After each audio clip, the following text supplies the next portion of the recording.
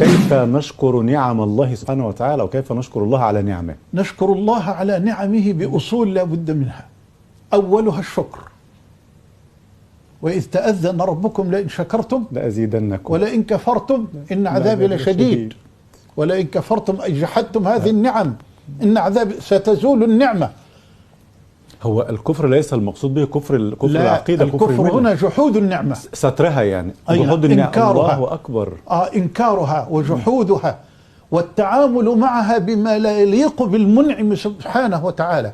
وإذ تأذن ربكم لئن شكرتم لأزيدنكم ولئن كفرتم إن عذابي لشديد. الشكر، لكن الشكر ليس مجرد قبلة يطبع، نشكر ربنا ليس مجرد قبلة يطبعها الإنسان على ظهر يده، وليس مجرد كلمة فحسب، وإنما الشكر له أركان.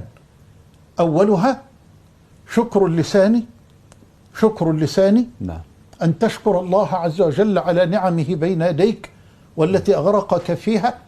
لك الحمد يا ربي على كل نعمة، ومن أفضل النعماء قولي لك الحمد. الله، بديع. لك الحمد يا ربي على كل نعمة، ومن أفضل النعماء قولي لك الحمد. يبقى شكر اللسان، ثم شكر الجنان، شكر القلب.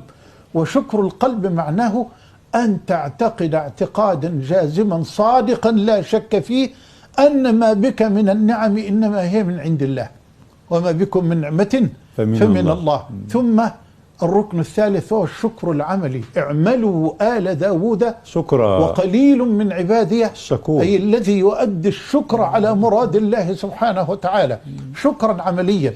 إن رزقك الله الصحة فوظفها في الطاعة، إن رزقك الله المكان فوظفها في السعي لمصالح العباد، إن رزقك الله الكرسي فلا توظفه في ظلم خلق الله وفي ظلم العباد وإهانتهم، وإنما وظف